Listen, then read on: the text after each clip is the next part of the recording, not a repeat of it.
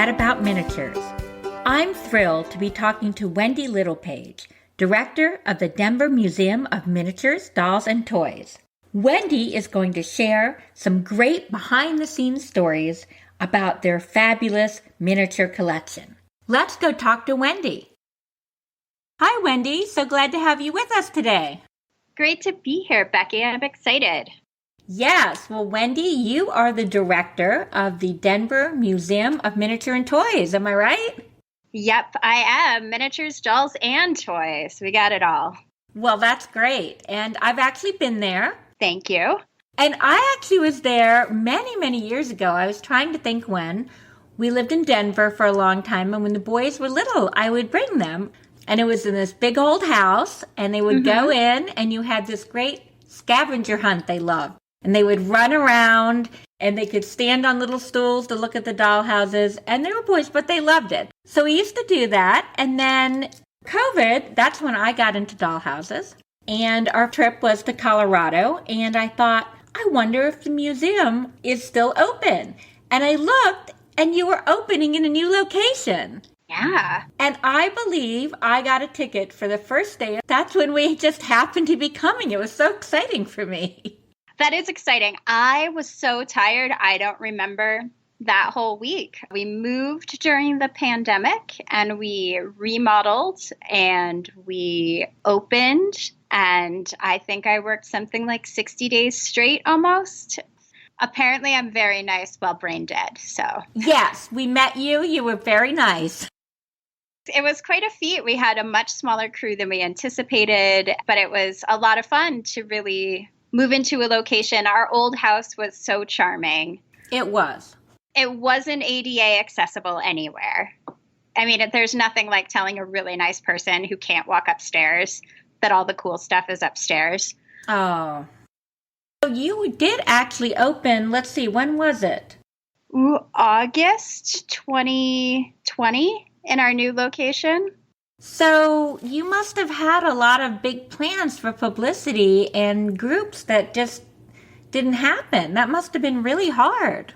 We did. We had a gala or sort of like high-end event with big money tickets, which fundraising is so key. And then we had like a community day.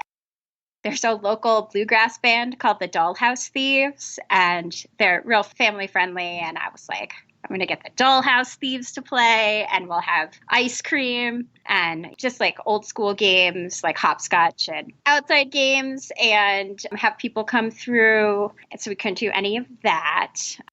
That's so hard. But I will say, and you've already mentioned it, that I think the pandemic has been weirdly good for dollhouses as a hobby, as a craft, as an art.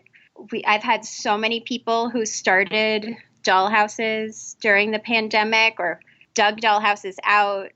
We met a nurse who's creating medical scenes in miniature. She showed me pictures, but they're all like mid-century, a little dark. She'd done a morgue at a dentist situation. Well, that's great, because I was going to ask if you were seeing more people in the museum or younger people.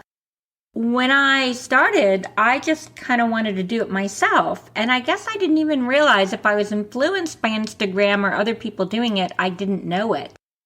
And then after I was doing it, my son's like, you need an Instagram page. I put it up there, and I think the first day, I got all these likes. Then I started looking, I was like, oh my gosh, there's all these great, amazing, talented people out there. And now I've become so involved in the community, and it really was so nice during COVID. I felt like I found people to talk to, things to get up and look at. It was wonderful, and there's a lot of new interest in it.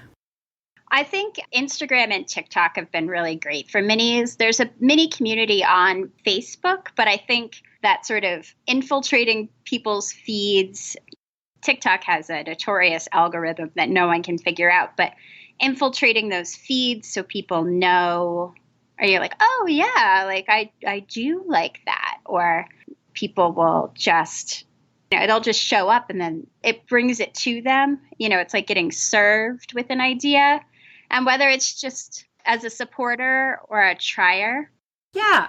I think it's being shown in a fresher way. People are doing some funny videos, some different things. There's some more modern stuff. It's kind of dusting it off.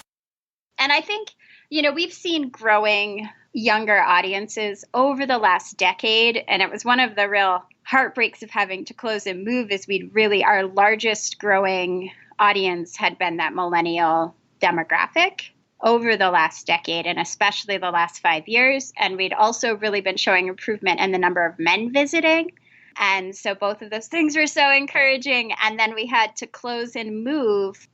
But I think people are bringing a new perspective. I think also it's been more trendy in Japan for a long time and other parts of Asia. So I think that sort of boost of K-pop and all of that sort of love and excitement about pop culture from that part of the world has been really great for the hobby in general. And you do a lot of really cool things at the museum. I mean, we'll talk about the museum itself and all the miniatures, but you also had a miniature show in the fall, is it? We have a big show at a hotel in the fall and a small one at a local church in February. There you go. I know you have classes that go with that. Mm-hmm. Tell us a little bit about all that.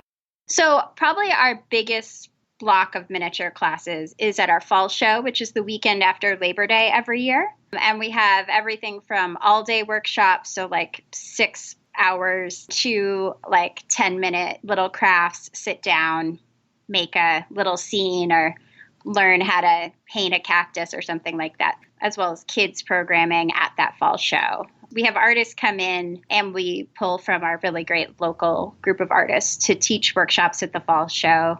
We've started a mini meetup group because we had so many miniaturists who were like, oh, I love this. I might love this more with friends. Right.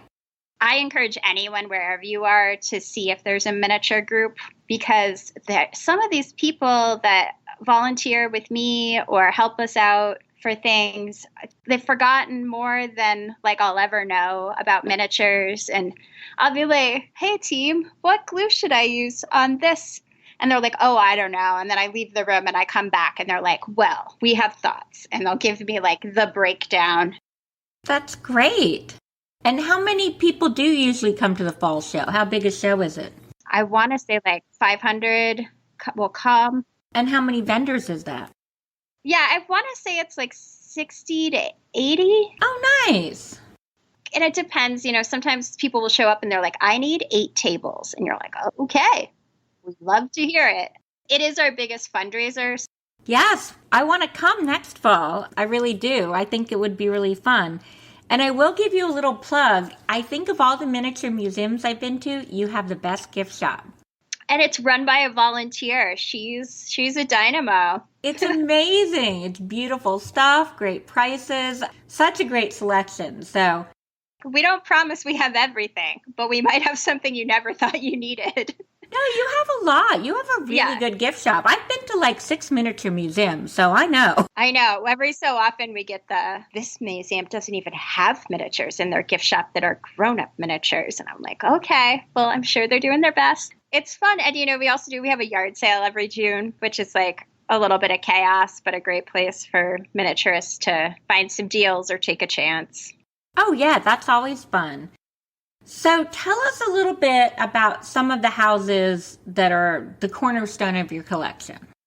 Cornerstone of our collection. So we are lucky because we get an embarrassment of riches. One of our most famous pieces is the Someday House, and it's a lot of fun. It's based on a real house in Denver's Country Club neighborhood. So it was built in the 30s. And the dollhouse belonged to a woman named Bets O'Mara. She is a real Colorado girl. Her family kind of made their fortune processing beans in the southeast of Colorado, and then came up here, and her dad owned a horse ranch. So there's sort of Southwest art, which was a real passion of hers. And you'll see horse things. And she traveled all over. So all of her travels and things are just reflected in her dollhouse. And it's called the Someday House because she said, someday I'm going to have a dollhouse of the house I grew up in. Oh, that's so nice. And it gets cuter, though. Wait. And in 1976, her husband said, that Someday Is Now and had commissioned it for her. So cute.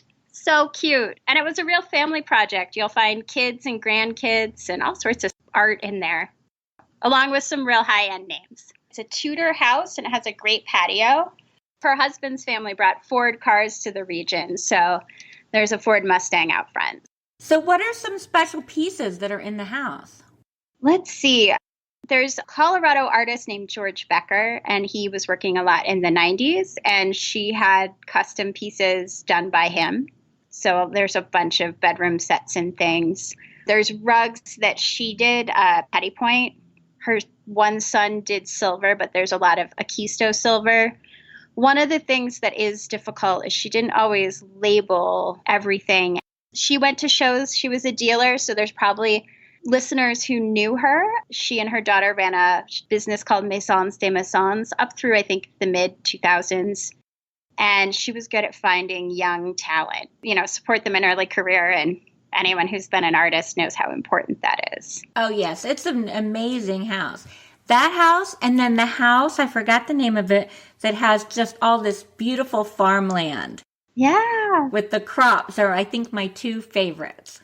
The farmhouse is great. That's one of our newer pieces. It's one of two pieces by a Colorado artist, Mariana Cameron. That's her family farm. And so she's done really nice things where she did photographs of the family and instead of dolls in the house. And there's like 18 cats hidden, and people will spend like 45 minutes, not just children. And there's one that's very hard to find if you're kind of over 4 feet tall. So it's a real equalizer, that cat. What I love about the farmhouse is I've never seen a more extensive landscape. No, it's so involved. Corn, and there's dog peeing, and there's a rooster fight with the goats.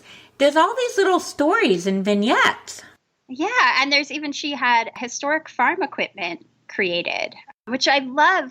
If you know farms, then you're like, yeah, we have one of those. It's like been in the barn and no one wants to get it down. But, it's like there is lost knowledge with fewer people farming, and I love that she wanted to really represent technology and farming. Yes, I think that was the house. When the first time we came, there was some little thing in the kitchen, and we couldn't figure out what it was.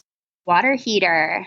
I mean, there was all this stuff you were like, what is that? Very, very true to the farmhouses I remember going to. Yeah, I think that there's, in kids, why is there an outhouse and a bathroom? But the bathroom is on the second floor. And I was like, your mom let you walk through the house with muddy boots? She's going to have you go outside. And the kids are like, outside?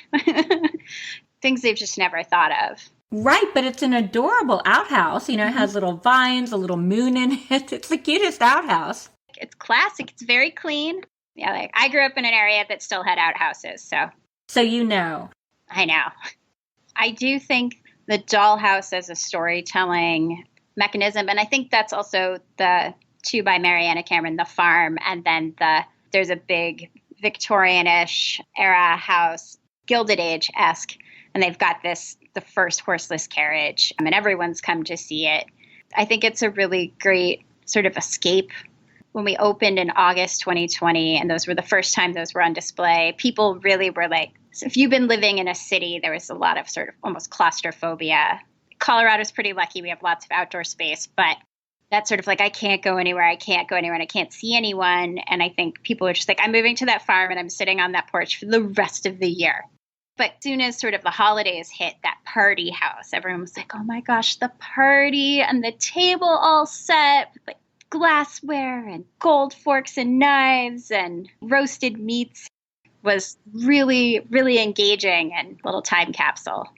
It was really neat. And like I said, the farm, I was sort of explaining to my kids, like some of the things my mom had told me about growing up in a farm. You could really use the house to sort of explain that in a way that I don't think they could visualize otherwise.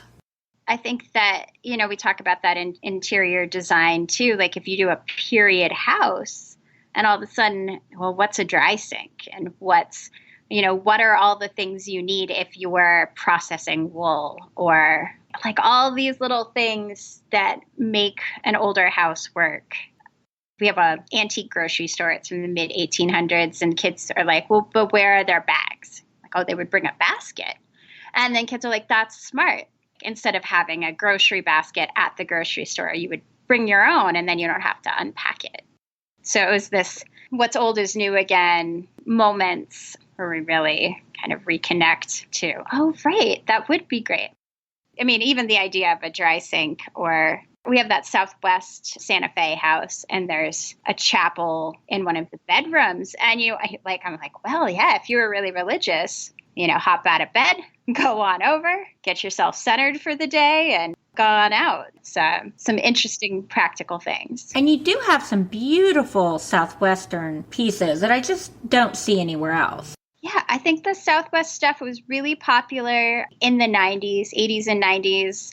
It's maintained some of its popularity. I think a lot of those houses have a little less Victorian clutter. They do. In some ways, they almost look more modern. And I'll be Right. posting some pictures of some of the ones we're talking about. And then there's one that's very vertical. Is it in a gun case? Oh, yeah. There's that proud tradition of turning furniture into dollhouses. And I mean, I can't recommend it enough because furniture is built to fit in your house. Right. So a lot of those floor plans, they're easier to move. And I've moved to every house in our collection, so I feel confident in saying that. It's in an old gun case. They turned it into, it almost looks like a loft property. It does. And it was done, before lofts really took off. I want to say it was done in the late 70s. I would still live there. Oh, yeah. I mean, it looks like a high-end Denver loft of a Southwest and Native American art collector. It's got a bunch of miniature guns in it. And it's actually aged really well because it doesn't have a TV. And now where you have so many more people, the TV isn't the center of the living room. Right. We're definitely seeing a trend where people are like, I just watch movies on my laptop. Or even just how much more compact flat screens are compared to the big old giant TVs of even the 90s. Comparatively, it all of a sudden looks much more modern to be able to hide all your tech. That's funny. So do you have some favorite pieces? Oh, it depends on the day. We have a Marie Beale house I like. I grew up in New England, and it's very like New England. It's got a skating rink, it's clapboards and turkey dinner on the table. And really, it's a half-scale house. I really love the Santa Fe house. If I was going to move into one of our doll houses, it would be the Santa Fe house. Me too. I mean, there's already chips and salsa on the table. And then we have a Noel and Pat Thomas house that's not on display. And the work in there is so fine. Just everything is custom and miniature stained glass. And it came unfurnished. And we were always talking about furnishing it. But after moving it, we're going to leave it unfurnished because it's, parquet floors that are all hand done. And, sometimes it can just be hard to see details. There's something else really impressive in the room. So when we were moving and trying to get the conversation going, we had put it out and we did little moving boxes. And then we did a pizza and we had a little 6-pack of Coors, Colorado. So it looked, kind of like first night in the new home. Oh, that's clever. We bought this crazy Victorian and all we have is these boxes and a sleeping bag kind of vibes. Like me in my first house. Yeah, it gives that story that a lot of people can relate to. That's we have a mattress and one pot. And so will you put it back on display? Because it's such an amazing piece. Yeah, we will. It needs a little bit of conservation. We got 3 large houses that came in during our move. And one of them was a piece by longtime member Judy Ursery. And she passed away unexpectedly. So it was a real sort of emotionally important for our group to get it out because she'd just been such a champion. And it's a great piece. It's my favorite kind of dollhouse, which is the no compromises dollhouse. We're I don't care if people think there's too much pink or too much floral, or I shouldn't have 30 cats. Hers only has 2 cats, but all of those things, this is my dollhouse. I don't have to talk to a spouse about it. I don't have to plan for practicality, and this is what I want. So that one's really fun to talk to people about, and it's very glittery and glitzy and floral, and so it really connects to that audience. That's a great house. And, it goes with my own personal motto. I usually sign off the podcast by saying, and remember, it's your dollhouse. There are no rules in the dollhouse except the ones you create for yourself. And it sounds like she really internalized that. Yeah, it's fun. And it's fun to sort of remember her as like this person that had like exact taste. And I mean, her real house was gorgeous, but that sort of like, oh, what do you have to do if you don't have to ask a spouse about having a floral print couch? You put it in. Like, I don't care if you don't like it. Although one of my favorite miniaturists, Marion Littlejohn, she was local paper, flower, and tatter miniature maker. And she told me that her husband was colorblind. And her favorite color was pink. So she painted the whole house pink, different shades of pink, and told him it was cream because he didn't know. I love that. So one of the things, you also have some toys and dolls out. And I actually remember one of the things that caught my husband's eye was you have an early chemistry set. Mm-hmm. And we were looking at the rather dangerous ingredients in there. You literally could do quite a bit of damage with that set. Oh, for sure. If there's an apocalypse, I'm grabbing that chemistry set and the book. Because it does have, it's like soap, how to make your own soap, which is a tricky process. But there's straight up like chlorine gas. But we do see that. Like we have a toy soldier set that came with detailed schematics and drawing, hand-drawn Battle of the Bulge and how to build a landmine. I think if we saw that in a kid's toy nowadays, we'd be very concerned and there would be counselors. But if you're talking early 20th century and you're talking World War I, and then you're talking going into World War II and just how unsettled things were. Well, they had different standards for appropriate for children. I mean, there was mercury in this chemistry set. Those were made by the Gilbert Toy Company, also famed for Erector sets. And this is great because this is the same thing we're worrying about now with our children. He was very worried that American education wasn't teaching kids to be problem solvers and like free thinkers. Oh. So he created educational toys, erector sets, chemistry sets. I think at one point there was like some sort of atomic energy set. There's glass blowing sets.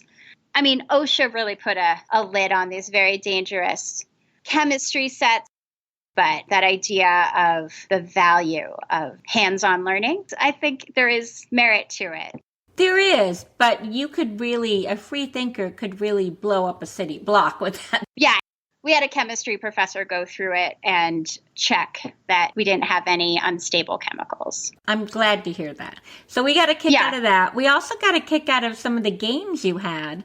There was one which we can only guess came from maybe the 80s called Finance, which we can't imagine any of our children wanting to play. And another called Oil King, own all the oil fields.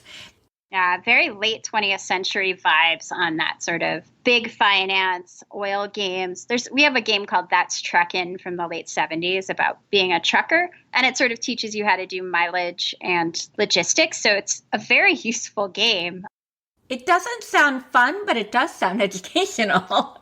I mean, the graphics are good, and as you know, that can really pull a game out of the weeds. But there's a bunch of finance and stock games. If you think about the 80s. I figured they had to be from the 80s. We were just cracking up. Mm-hmm. Yeah, there's some very, aggressive yuppie vibes in there. Yes. Make more money, make more money. You think it's kind of dark, and then you go back another generation. It's just like war games. And we have a game that's like how to invade Africa. And you're like, this seems bad. But we still see war games, Stratego and chess and all these strategy games. It does sort of show you a side to the social culture of that era. Yeah. There's an era where you start to get much more children-focused games. Candyland was for kids recovering from polio. And, then we have Nancy Drew and Hardy Boys games and Strawberry Shortcake and Muppets. There's a big board game boom. Let's all work together and Saturday evening playing board games and having meatloaf. And I think, you do see finance games because you see a lot of toys reflecting important things to know. So Monopoly, managing money, managing property, even Chutes and Ladders, just accepting consequences, Trivial Pursuit. We've been playing a game called Pandemic, Oh, yeah. It's a cooperative game. and it was created before the pandemic. It's like a decade old. Yeah, but it Ish. was the first cooperative game I've ever played where everyone works together to win. Yeah. At first when they said it was a cooperative game, I'm like, what? Yeah. Part of me was like, that's not how games are supposed to be. It's supposed to be winner to loser. But it's one of my favorite games, and it really does actually teach important cooperation skills, Yeah. which are vital to today's society in the workplace and getting along with people.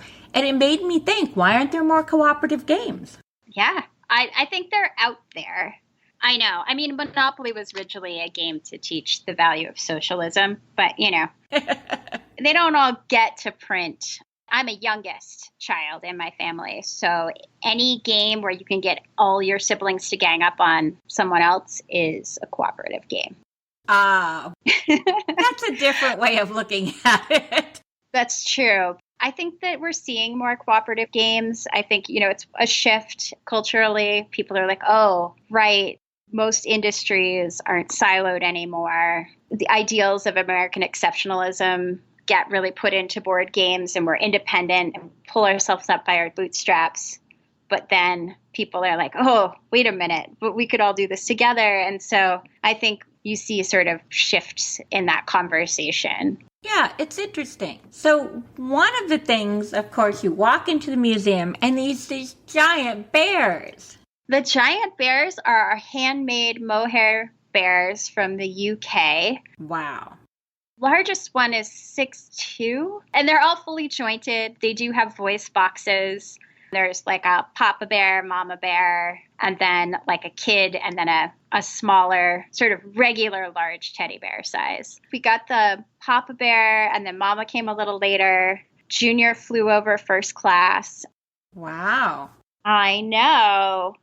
They're jointed at the hips and shoulders, and so if you don't get them perfectly centered, they'll fall. They're not going to crush you, but it's a surprise.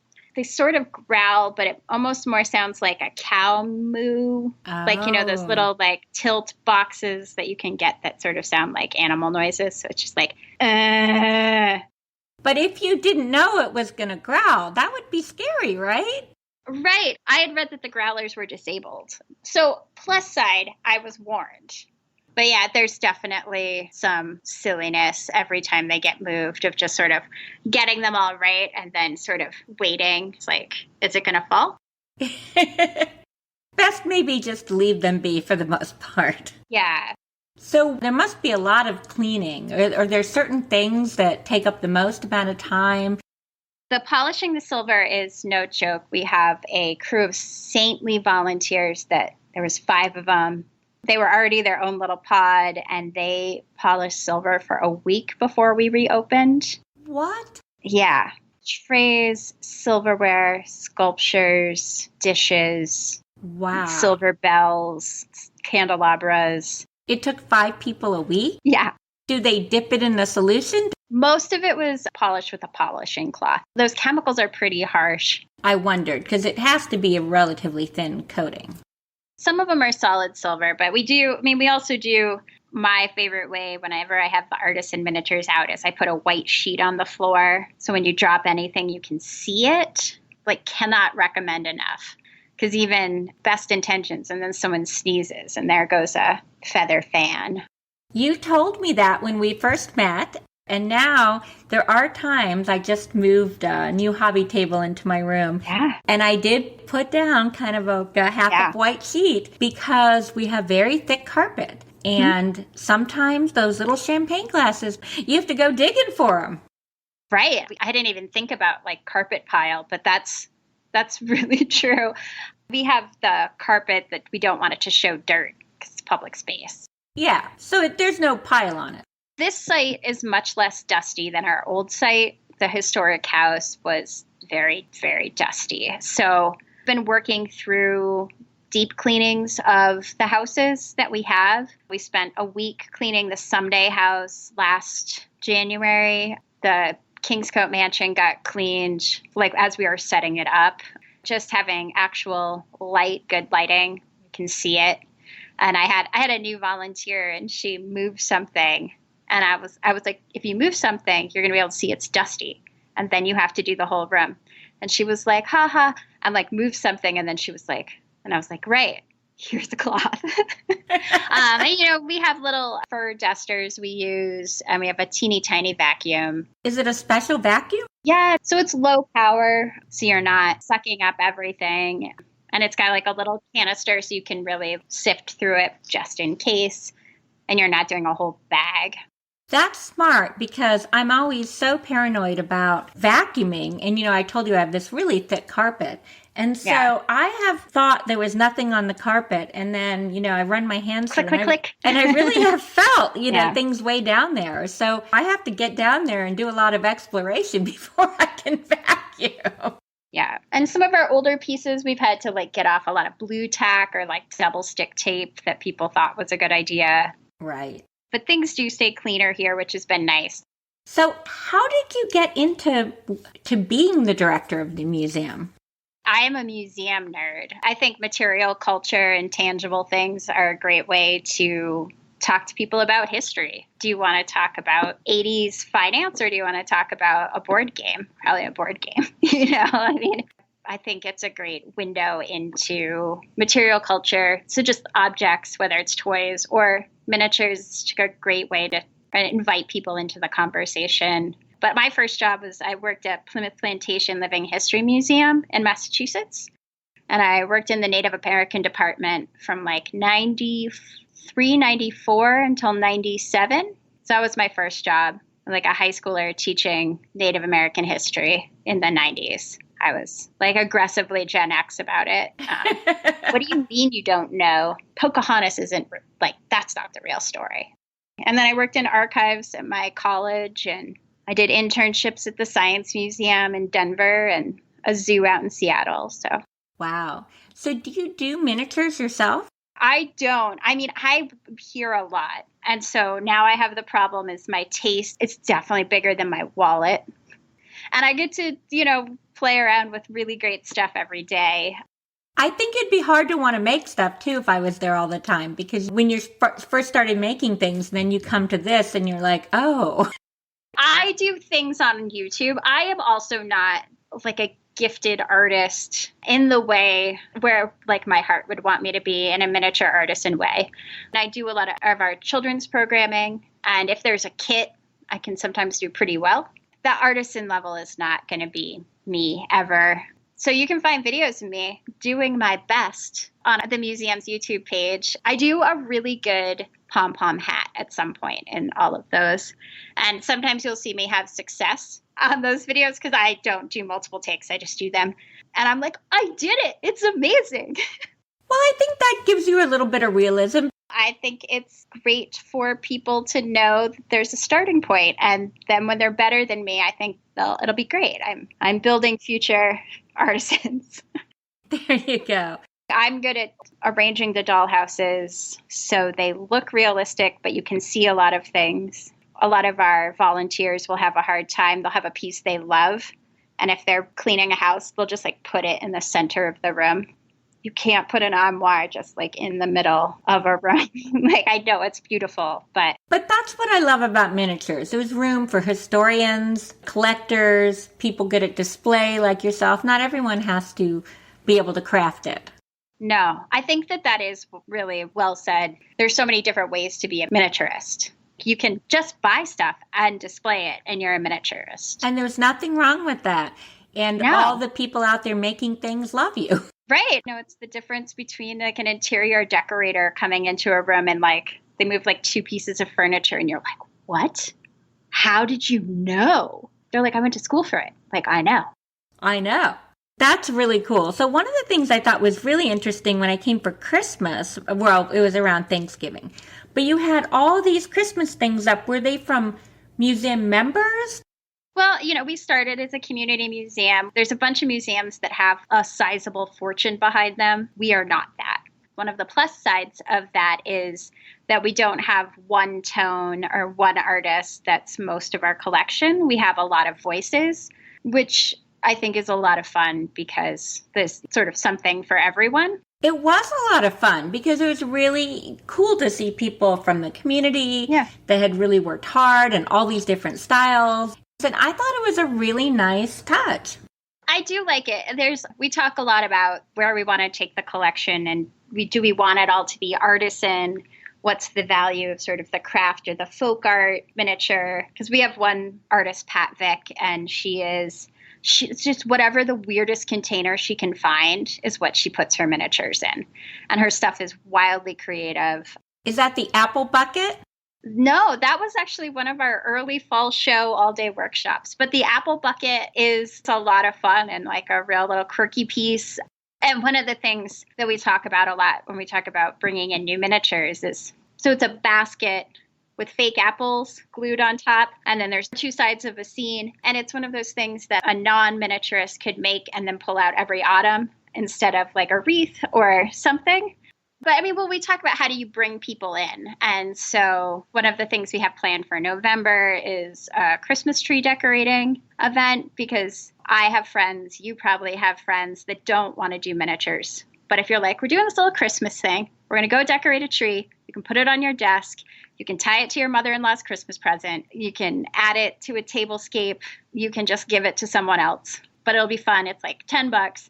And getting people in, and then they're like, oh, I love this. This is so fun. And they're very successful. So we're working on projects like that to invite people in. I do think there are a lot of people who would like miniatures if they just gave it a try. It's getting them in there, sort of luring them in and saying, come on in, the water's fine.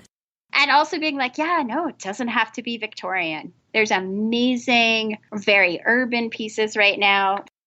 I think now we're seeing a lot more edgy things have been coming out and much more modern. Like it doesn't have to be, it's not your grandmother's dollhouse, or it could be. Or you can take your grandmother's dollhouse and make it into something else, right? We've seen some of those. We've had some people come in and it's like the two generations. It's grandma and the grandchild, and like the mom is there being like, oh, how long are we going to be here? But then like the other two generations are like, we could do this and we could do this. What about if we do a Harry Potter room? Because they always say, well, like, what your mom does isn't cool, but what your grandmother did is cool. Oh, that's interesting. Well, it's been such a delight talking to you. I mean, this museum is really dear to my heart because I have memories of both, you know, when my kids were little and then kind of rediscovering it when we took Ryan to college. So it's really fun. Yeah. We're in our new location. We're fundraising for an elevator. So eventually we'll be about 9,000 square feet of public space. Wow. I didn't realize that. Well, we're getting there. As soon as money grows on trees or gets donated, we'll be at the next big step here. Well, it's already well worth going. I encourage everyone to go. And when you do go, shop heavily at the gift shop. Go to the shows. I just love going there. And last time I brought my son and my husband and my older son, and he loved it. He posed with the big bears and they had a great time. Yeah, and I'm in the gallery a lot, so you can always come play Quiz the Director. Sometimes people tell me, and then sometimes they just ask me increasingly harder questions. I'm like, I got to get out Google. Yes. Well, thank you so much, Wendy. Thank you. Have a great day and keep care of those miniatures for us. Will do. Bye-bye. Bye.